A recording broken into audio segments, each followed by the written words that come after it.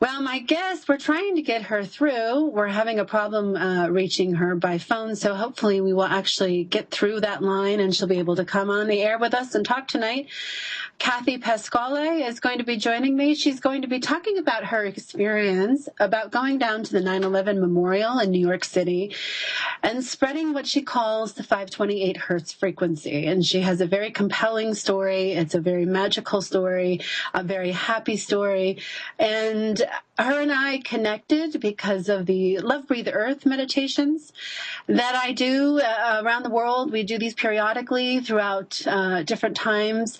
And we just did one on Wednesday, yesterday, down at the 9/11 Memorial for 10/8. And it was an incredible experience. And I had the wonderful opportunity of spending the night in Nikola Tesla's room at the Hotel New Yorker the evening before through the blood moon, the full moon lunar eclipse that just happened yesterday morning.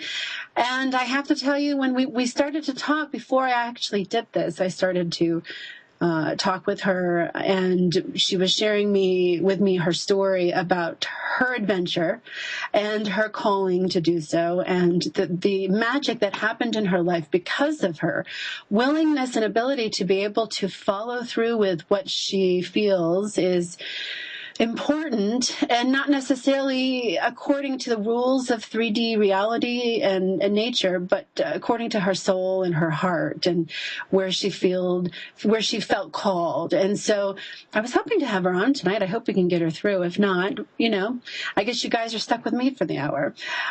We don't have any call-in lines. They're not working. Everything is down, except we're able to broadcast a live show. I'm here live. So if not, I will share my story. We were going to compare notes and talk about these incredible things, and I can certainly do that with you guys through the ether. I have to say I have done a lot of really wonderful, powerful, beautiful, awesome, love-filled things in my lifetime. I've been very, very fortunate. I have been to a lot of amazing places on this planet. But I have to say that Tesla's room at Hotel New Yorker really made the top two. So I just, I'm writing about it. I've been writing about it for many hours over the last 2 days. And I started writing about it in his room. It was palpable. It was just such a magical, potent, powerful experience. And I'm still processing it. It's very personal and, at the same time, very collective because of all the things that are going on in this world and what we are dealing with together as a species, working our ways through these incredible times. I mean, we have so much going on, so much to observe and take in. I wonder what our brains think about the amount of information we take in on a daily basis, how much of a seriously expert type quantum computer we must be by now. We watch the news, we see the headlines, we see all these fear-mongering tactics going on, and we have to ask ourselves, how do we contribute to this on the microscopic? What are we doing to each other, to ourselves, to those around us in the physical space that can be symbolic of what's happening on a larger scale? And when we start to realize and look around and say, who are we when nobody's looking, and what's really happening? And we're honest with ourselves, there's a kind of authenticity that grows out of those kinds of self-reflections. And one of the reasons I love the name of the 9/11 Memorial, Reflecting Absence, is that we all really have to, at some point, come to that bridge, I believe, where we have to look at not only what's absent in our lives, but how that absence creates a space where we then have the ability as co-creators with reality to create a different type of space. And, I was contemplating all this incredible stuff and meditating and taking a bubble bath and just totally enjoying the space. And it was so incredibly connected. I believe that Tesla opened up a portal in his room.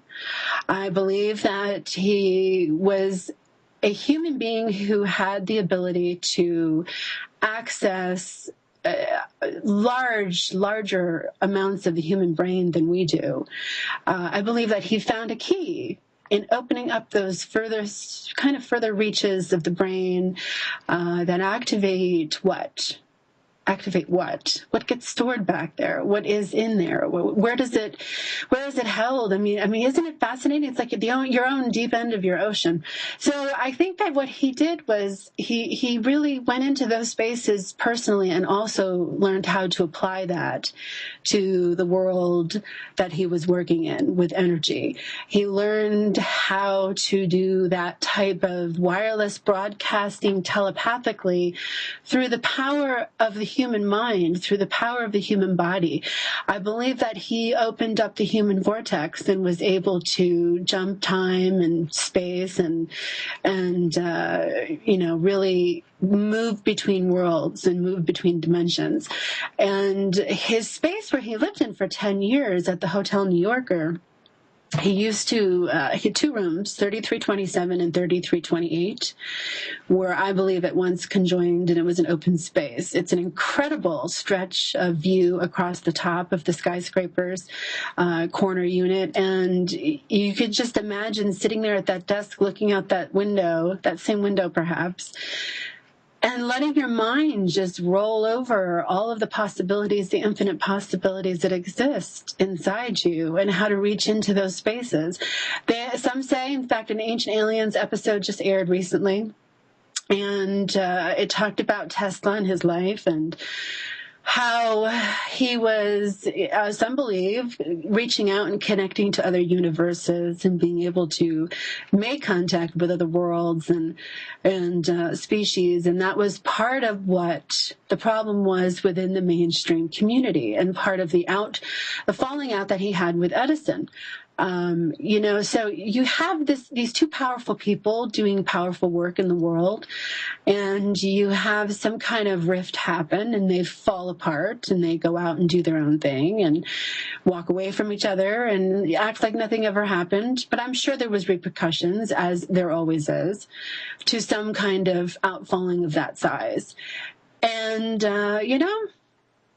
I'm sure at some point both of them came to the conclusion that there were reasons for that happening and that it needed to happen and it was part of destiny. And everybody has to do that at some point, figure out how to work through that and resolve that. It's a common human condition. And so when you have somebody like Tesla who did all of this amazing work and reached these levels of insight within himself, and he was able to co-create and collaborate for a while and then went off on his own and continued to do it and was successful at it. And, where did his work go? Why was it hidden? Well, most of my listeners know that of course it was hidden because we have this kind of corporatocracy that takes over and dominates everything and wants nothing but people to be very competitive and separated. And God forbid all of us work together. Imagine what would happen. Imagine if every single person in this country actually thought for themselves. It's pretty telling. It's pretty telling. I was very interested in something that crossed my path today, and it looks like we do have her on. Okay, I'm going to finish my thought on that. So I was very excited, and I was very happy to have fulfilled this personal milestone for myself, because I had literally booked that room probably 4 times over the last few years. And all of those times I ended up canceling because something wasn't right. It wasn't the right time. And having been there on Tuesday night this past week, I completely understand the timing. I learned that very solidly. The timing of this was just completely divinely coordinated. So I was very, very lucky and very, very honored to be in his space for the full moon, the blood moon lunar eclipse. The last one that happened was on April 15th. It was my birthday. It's a very, very rare set of 4 total lunar eclipses over the next 2 years. So there's another coming, and I believe the next one is in April, and then the last one is in September of next year. And so this cycle is very personal to me. It's also very fascinating because if you look up some of the research, they've said that every time there's a 4 set of total lunar eclipses like this, that actually land on biblical holidays, by the way. And you can go to my blog, The In Factor, and you can read some of the blogs posts that I've been writing about this, if you're interested. And so I think it's timely for all of us to really sit back and take a look at what we want. Where do we want to go from here? You know, we have kind of a blank slate in front of us, and we have all of creation lining up behind us and helping to spur that and to put that out into the world. So you have a lot of decisions to make. They're very yes-no kind of questions. And so you have to decide which way you're going to go with your life. And then you have to actually do it. The time is very, very ripe for people to get off their arse and do something with the knowledge that they have. Because everybody does it on the internet and everybody does it in words and puts it out there. But how many people are really living it and doing it and showing other people how to do it? It's really important to start just being examples of this and sharing the love and the excitement that come from it. So, Cathy, welcome. You finally made it. Thank you. Yes, Hillary, thank you so much. Well, this is the Mercury retrograde keeping us apart a little bit, I think. Well, you know, there's a lot of things that work in the world that work that way, but, you know, we are protected by higher powers, Cathy, and this show is just meant to be on tonight. Oh, so that's yes. How it goes. We are shifting that, and nothing can keep us apart. So thank you very much for inviting me. It's great to be here. Well, you know, I'm very honored to have you here, and I have to say, I'm sure people listening were, you know, hopefully as excited as I was to share some of my experiences in Tesla's room this week. But I didn't go into the 9/11 memorial because I was hoping we would get you on, and I was very happy to hear that we did, so that we can compare notes and talk about the 9/11 memorial and this love movement that so many people are joining in, thank God. And this isn't just a frivolous kind of thing. It's not like, oh, it's one love. Because if it's something that, nothing annoys me more personally than somebody who is all daisies and unicorns and doesn't have anything under the surface to back that up. You know, so it's kind of like, all right, people, we really have to take a look at the shadow stuff. We really have to go deep. We have to go and take a look, and we have to keep looking until we resolve it within us or with other people and move into these free, unattached spaces where we can actually create the kind of love quality that is meant to be infused into the natural world around us so that we can create a biodynamic living like we're supposed to be doing. So, Cathy, everybody would love to know who you are, and I would love for you to tell them yourself. Well, thank you. That's beautifully said, Hillary. And I am a wellness consultant with a very large toolbox at this point in time. I am a licensed massage therapist. I just graduated from massage school in Florida, so I have a practice down there. And I also am a wellness consultant with a large Japanese wellness company called Nikken, and they have wellness technologies for the home to bring healthy homes to people. And I am also a certified hypnotist and an NLP practitioner. So I have a variety of wellness technologies and techniques in my toolbox, and I just help people. Well, that's all it takes, right? It just takes a want to do it. Yeah. Okay. So when you contacted me and you told me your story about the 9/11 memorial and the 528 hertz, I really wanted to bring you on to the show. I think I kind of surprised you by asking you to do a show. But when you talked about your story, I said, "Oh my gosh, this woman has already done what I'm headed into doing," you know. And it's so ironic and so synchronistic, of course, that the day before I left, I was expecting a package from my friend Gail, who had sent me some John of God water from Brazil. She had gone down to Brazil back in August when we did the 810 Global Love Breathe Earth meditation. So she was down in Brazil gathering that water, and she shipped me some before I went down to the 9/11 memorial on 10/8.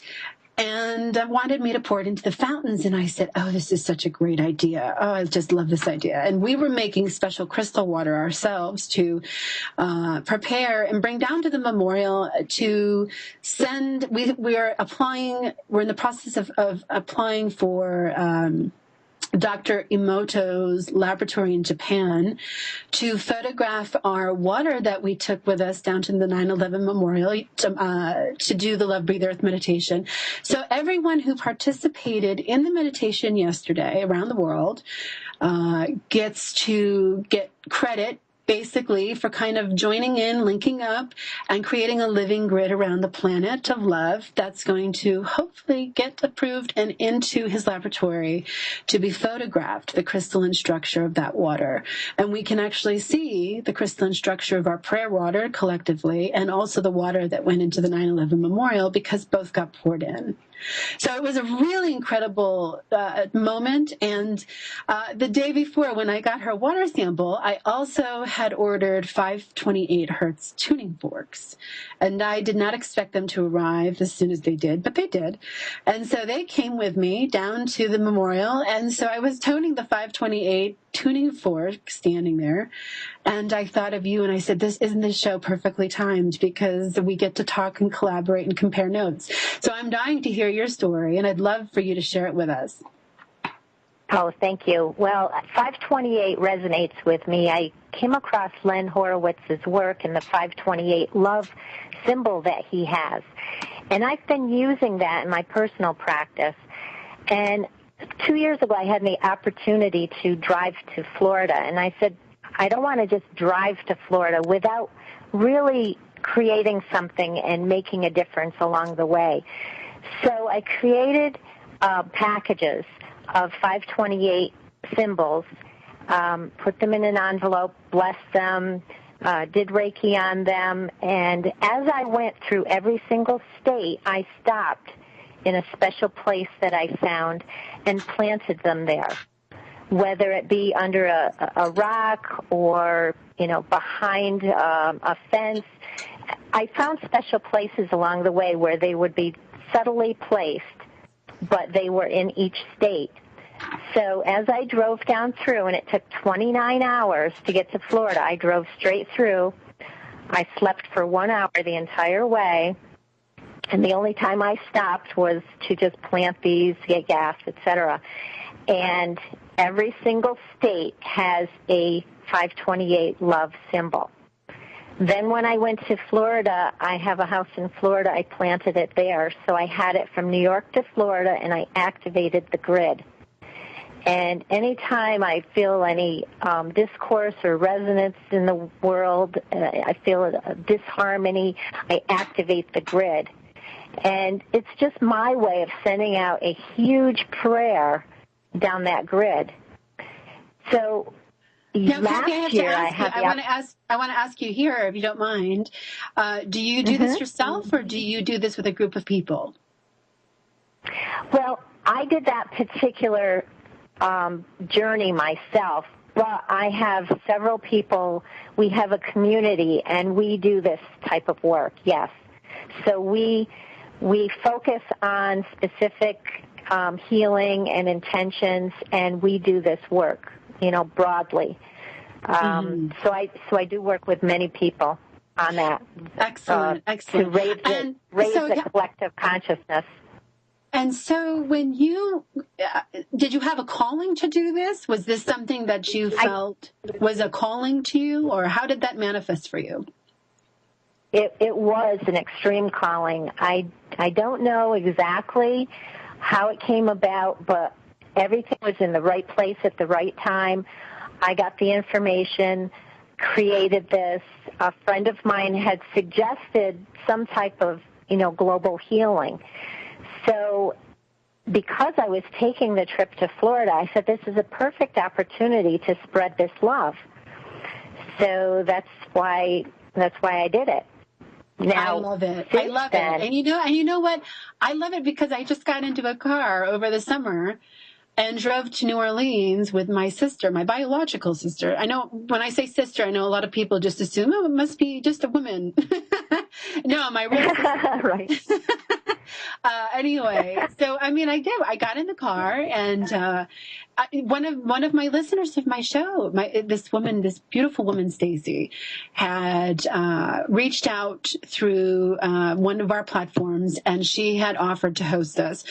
And she erased the email before she sent it. And I actually noticed, I happened to be online, and I noticed that she had just commented on something, and she was in New Orleans. So I reached out to her first, and I said, hey, you want to get together for coffee, lunch, or something while I'm down there? I'd love to meet you.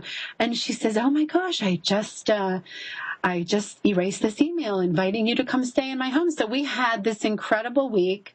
We had so much fun.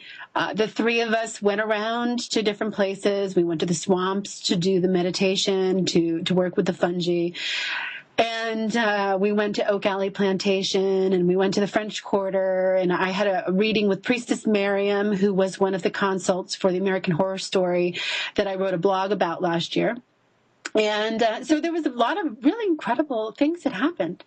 So I was, so I was on this, I don't know, mission, this crazy mission to just get in the car and go do this. And it was very spontaneous. And my sister and I had meditated together, and we were talking about the healing, the resolve, healing and resolving, and really going into those spaces and how we can love people through even their own hate or our own hate.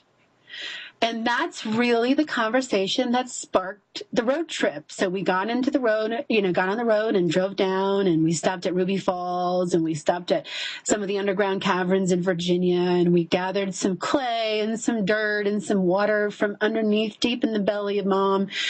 And we brought it with us down to the swamps, and we just organically created these beautiful moments, and we really let synchronicity guide, and we all listened, and it was amazing, the magic that showed up because we were able to surrender. Magic, yes. So when you were talking about your road trip, I immediately was like, oh, I understand that feeling.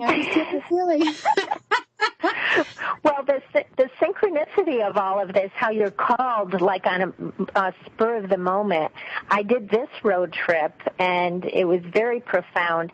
And then just last year, you were talking about Dr. Emoto. He posted on his webpage that he was coming to the U.S. Well, I have always wanted to see him. So I got on the computer, found where he was speaking, and booked my trip out to Minneapolis to see him. So last year I took his workshop, wow. and it was profound to be in the company of Masaru Emoto. He is amazing. He speaks through a Japanese translator, but he tells the story about water.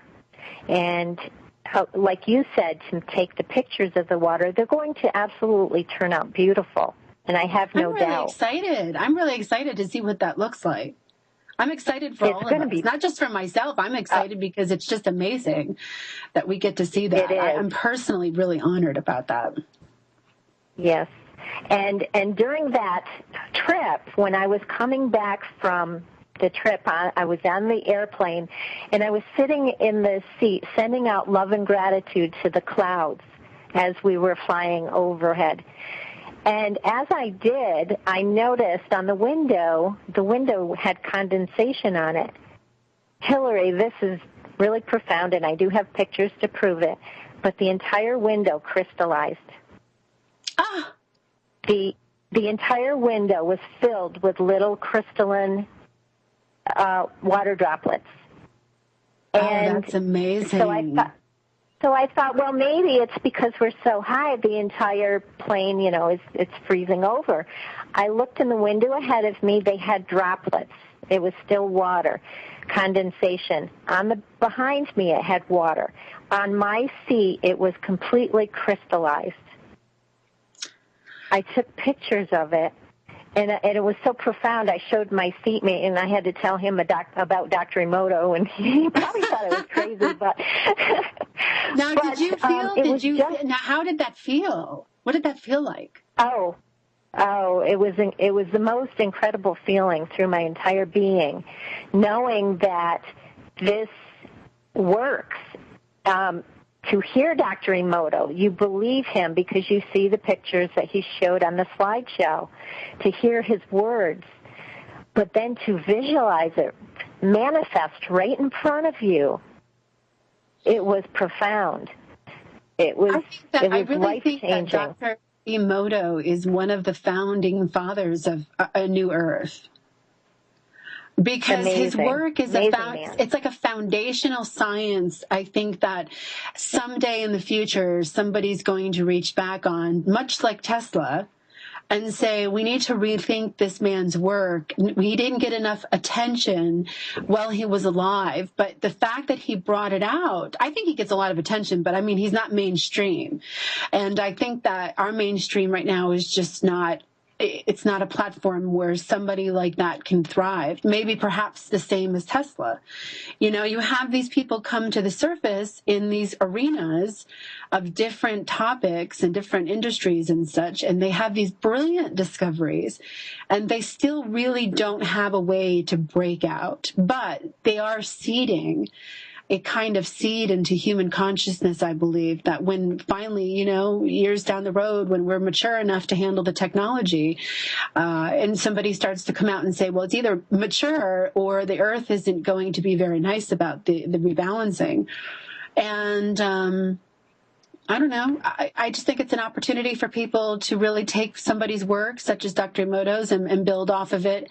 The structure of water is extremely important. If we're destroying the structure of water, what does that do to the vibration that water emanates?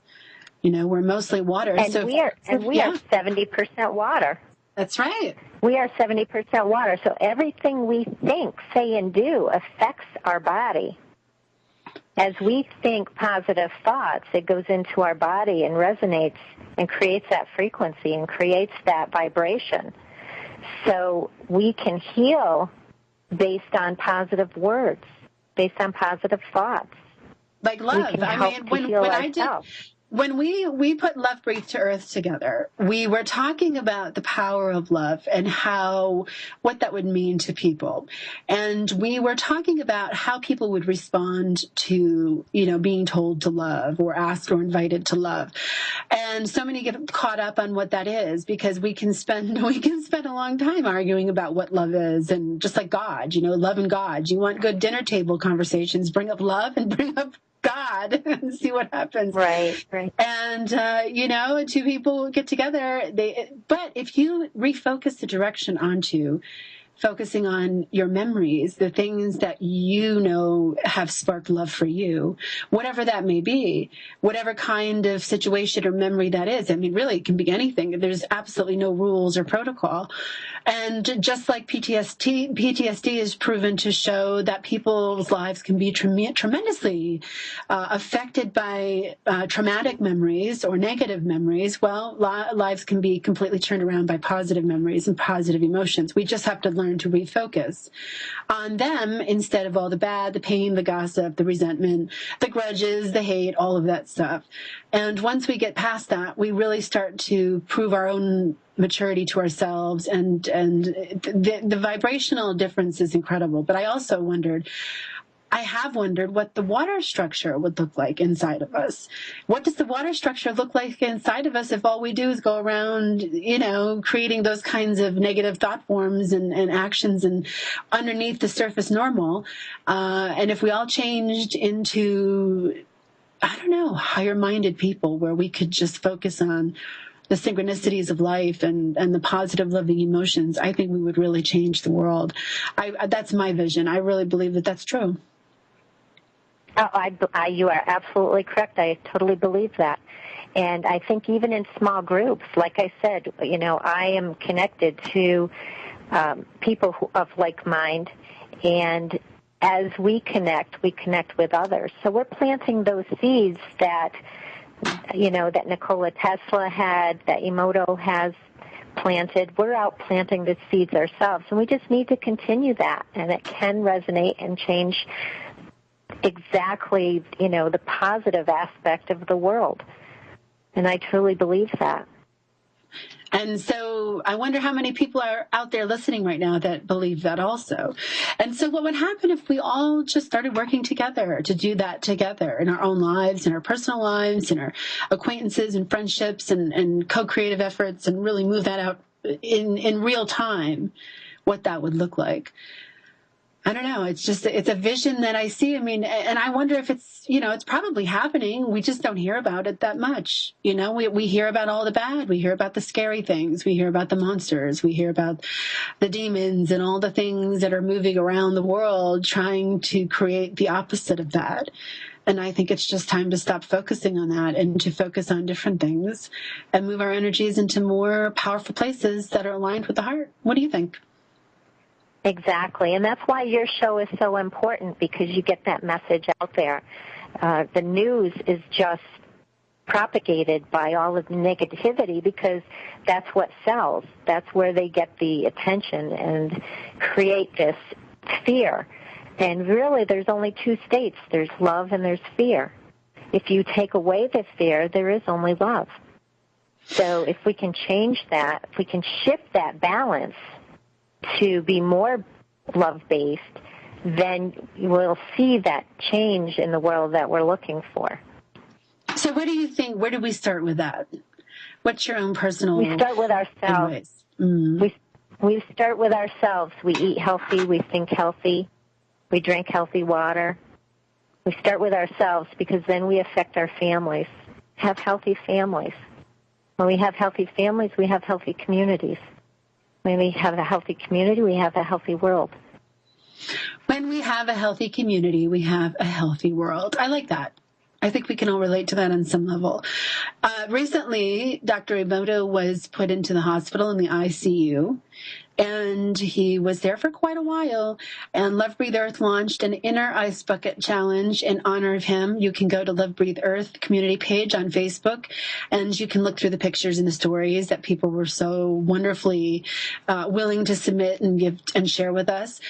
And we asked that people create love water, whatever way that was for them. Love water. You can do anything. There was no boundaries, no limits. You can just create love water, your own love water, and drink it in honor of Dr. Emoto, to send him prayers and to send him thoughts of love and well-being so that he could get better. And he did. I think I really believe in the power of prayer. I believe that there were a lot of people on this planet praying for him. And, the work that he has put out, like I said earlier, is so vital to humanity's toolbox of survival. I believe that will be part of it down the road, that, we really should honor the people that come out onto our platforms, our public platforms, our places now, where we can see them and appreciate their work. And we should really honor people for what they do and share that with each other, share that sense of accomplishment when we achieve something of great value to the human race, and not in an academic type, stuffy cigar smoking room type thing. I don't know where that just came from, but it's just one of those things, we just need to start co-creating together in a way that doesn't hurt other people. You can't hurt other people and expect to be in your integrity. You just can't. You can't. There's always two sides to the story. And I think that, my personal life right now, what I've been dealing with for the last few months is kind of, a reality shock type treatment of seeing, different things that I've been involved in and seeing the underbelly of places that really I hadn't seen before, and dealing with that. And that's really what we're going through, even astrologically. Don't you think, Cathy, that we're kind of in that place where it's like everything's being exposed and either you're good with it and you can still love regardless of what's happened and move on, or you're still stuck in it and you hold a grudge and you can't. I think in so many ways we're tested, and these things crop up in our life, and it's why is it happening? We're coming from a heart filled with love, and those negativities are still out there. Well, we need to rise above it so that our vibration is higher, and we shine our light. So the light, there can be no darkness if we have light.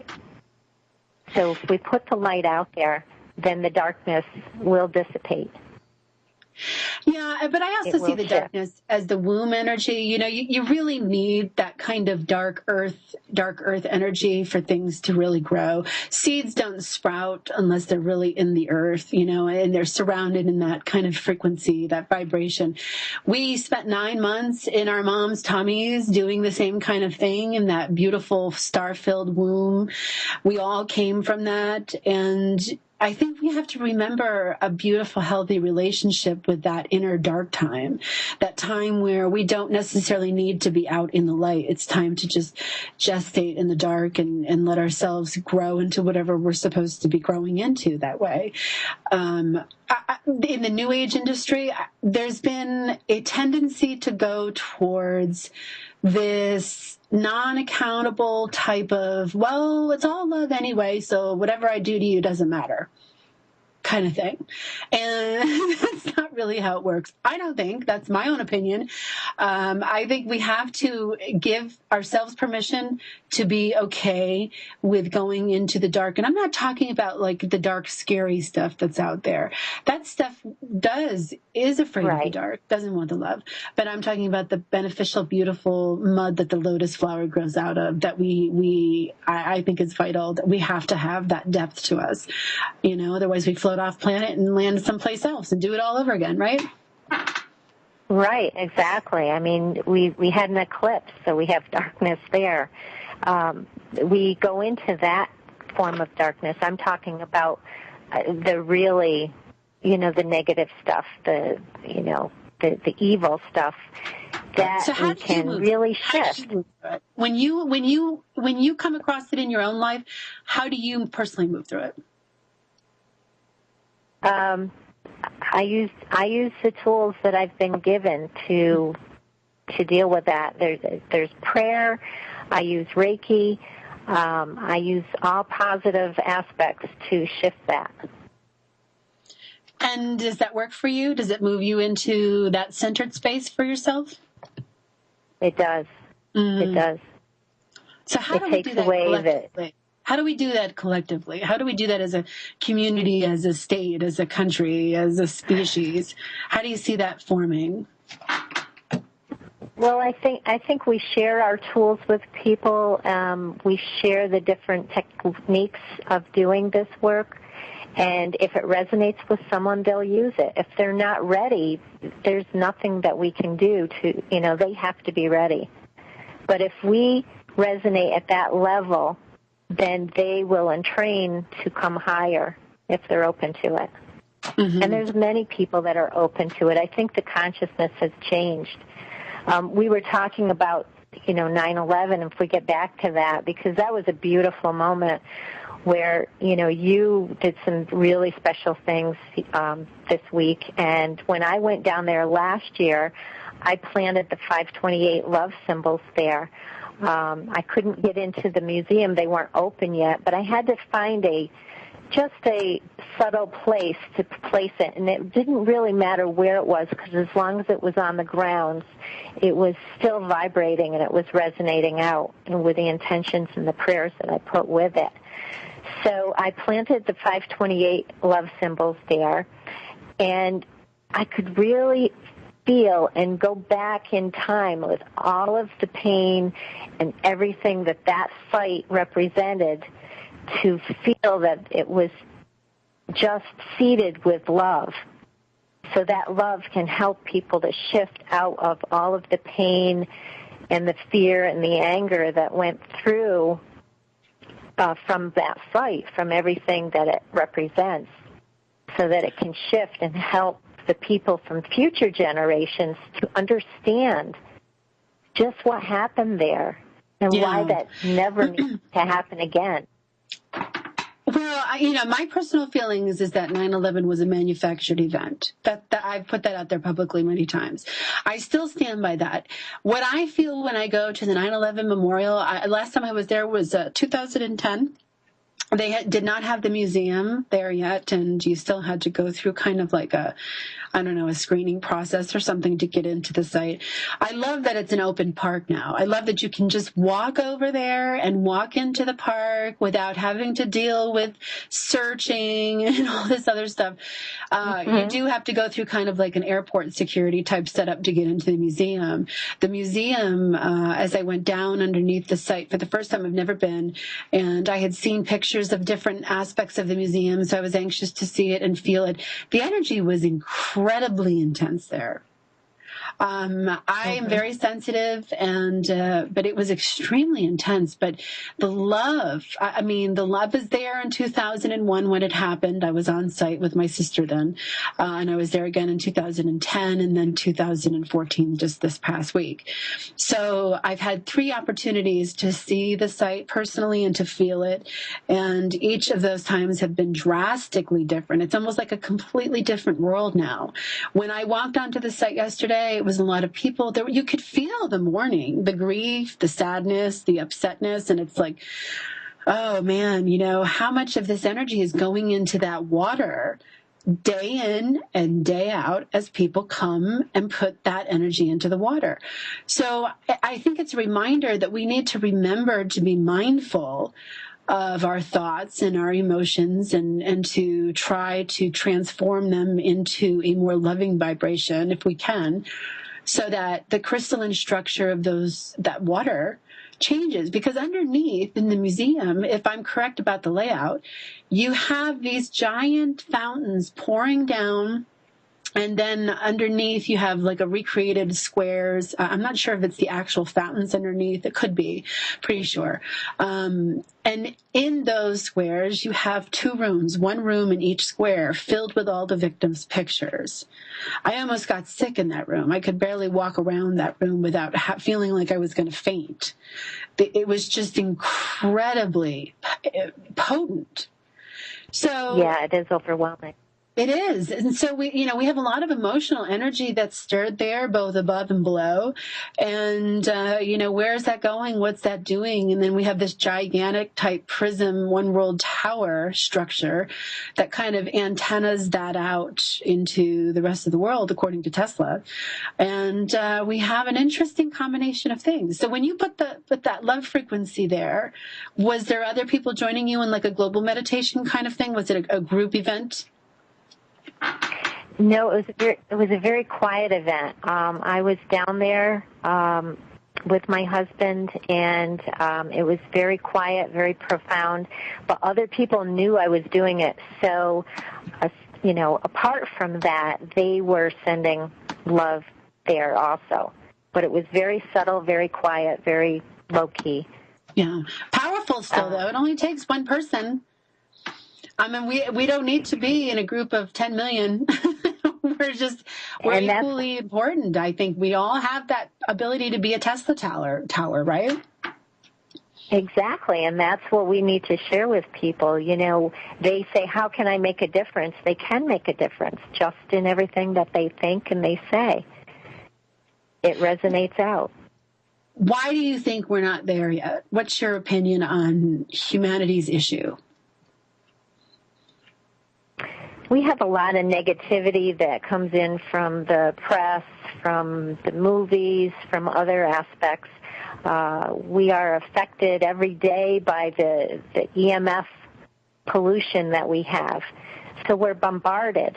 I think people just are closed down to the capability until they reach that consciousness state, until they connect. And it's so important that anyone who feels this, that it really works, that they share, because it really shifts people who aren't there yet. So we just continue to do the work. We listen to Dr. Emoto, and we share what he's doing. We listen to others that are doing this work, and we share. Yeah, it's about time we all started listening to ourselves, too. We put so much attention and power onto listening to other people and doing what they say or quoting other people or doing what everybody else says, and it's, well, what do you want to do? What do you think? What do you feel right now? Who cares what everybody else feels? What do you feel? And to make it valid and move into a better, more healthy emotional state as individuals and with each other. And I think that would spread rather quickly, through the ethers and neutrinos and all of those memes. We kind of have an opportunity really to be completely effective human beings if we choose to. Exactly. And you remember the story of the starfish? The boy walking on the beach? The boy that was walking on the beach, and there was hundreds of starfish all over the beach, and he was picking up starfish and throwing them into the ocean one by one. And some man came up to him and said, "Little boy, what are you doing? You're throwing the starfish back in. There's hundreds of starfish. There's no possible way you can save them all." And the little boy picks up one and he looks at it and he says, "It matters to this one," and he puts it in the ocean. Oh, I love that. That's a beautiful story. So we do what we can. We take one starfish at a time and we save them. And then they go out into the ocean. That's right. It matters to the person you're kind to in that moment. It matters to the person that you show love to in that moment. How do you know you're not saving someone's life in one way or another? That's it. And kindness is such a state. Yeah, kindness is such a state to have. I mean, it is very profound, but very simple. Yeah, it's amazingly simple how easy it is to be kind to other people. And the more you practice it, the more it happens. And then, of course, and I can vouch to this personally, you have these instances where people take advantage of that, or, they move into a different state with different intentions. So we have to understand that, sure, that kind of stuff does happen, but it doesn't give you an excuse to shut down for your entire life. Let's get over it. Stop being afraid. And so if you get hurt, well, you learn your lessons and move on and make sure that those kinds of things that brought that together, are red flags next time, or maybe you'd navigate it differently. Who knows? So Cathy, what do you have going on? What do you have going on for all of us to know about you? What do you do as far as, your offerings to people if they'd like to get in touch with you or talk to you? Well, in Florida, I'm a licensed massage therapist, so I practice in Vero Beach, Florida, in that area. And I am also an international wellness consultant, so I have a website and I have technologies that help people to have healthy homes and live a healthy life. So I love sharing that with people. If they're interested, they can call me. I'd be happy to share with them. And just out there helping people best, any way that I can, any way that they would like help. You can go to my radio homepage here on Achieve Radio, and you can find Cathy's links to her website. You can also go to my website, HillaryRaimo.com, and find a link there for her stuff.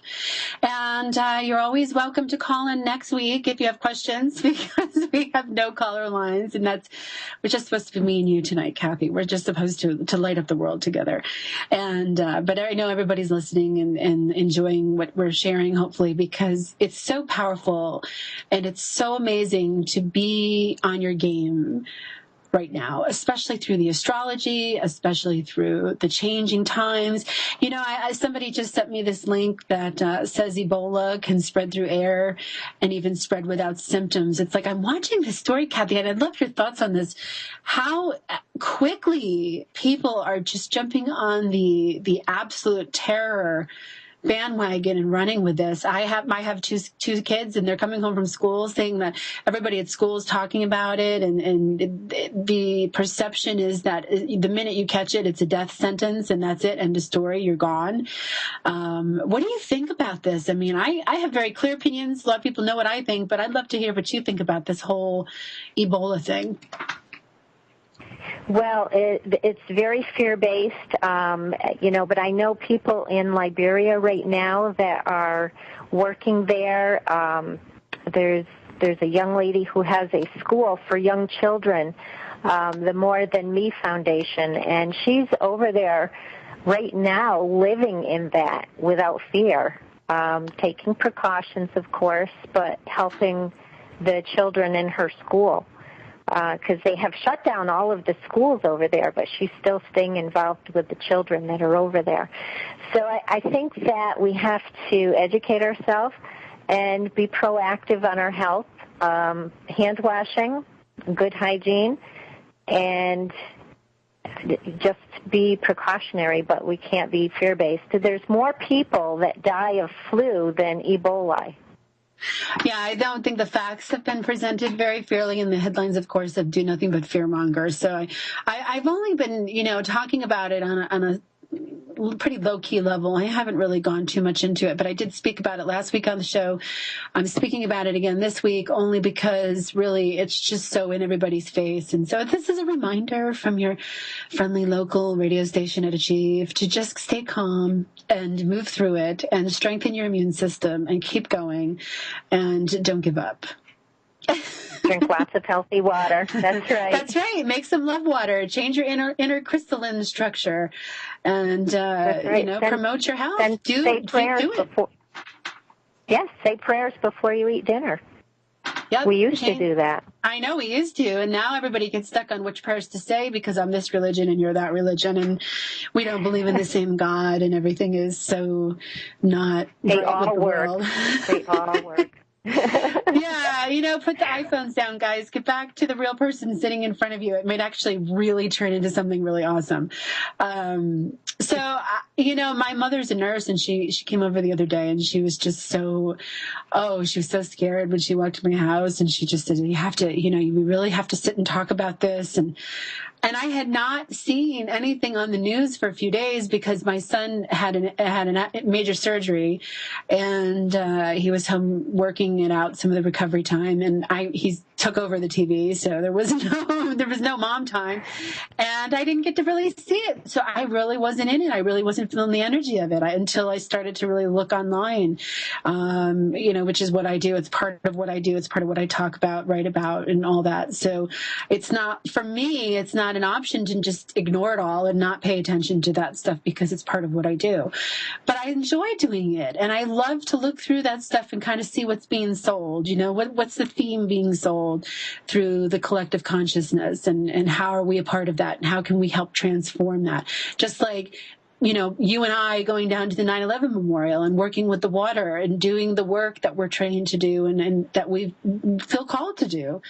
I think if everybody started to really follow their bliss and follow what they feel is that intuitive nudge, we would have a lot healthier of a planet if people weren't so worried. And it's tough, and it's the conditions, Hillary, I believe we're moving in that direction, and I think having your show and having you share this message with the world is very important, and just thank you so much for all the work that you do. Oh, well, I have so much fun doing it. It doesn't even feel like work. It's great. I knew a long time ago that I wasn't going to be living a conventional cubicle 9-to-5 job. And whoever does that, this is not saying that there's anything wrong with that. It's just not for me. And we just really have to just kind of align with who we really are, and then find others who resonate with that and keep going. Just keep going. I mean, just keep doing it and not get caught up on our nuances that keep tripping us up into those eddies of get stuckness that we end up finding ourselves in. So, Cathy, it's been, we only had you on for a shorter period of time because we had some call-in difficulties. We couldn't get you on. Everybody had to hear me babble on about my Tesla experience for a little while. So yes, well, we made it. We made it, and that's what's important. And thank you again for inviting me. I really enjoyed it, and I look forward to connecting with you in the future. And thank you again. Well, thanks, Cathy. Thanks for being here. Okay, guys. Well, we're here. It's the end of the hour. It's gone by pretty fast. It's been fun. Next week, I have another great guest. I'm not going to tell you who it is. You got to go look at my homepage here on Achieve Radio to see the upcoming guests. And the downloads after the show are always available and free for you to listen to the show again, share it, spread it, whatever you like to do. Until next time, namaste.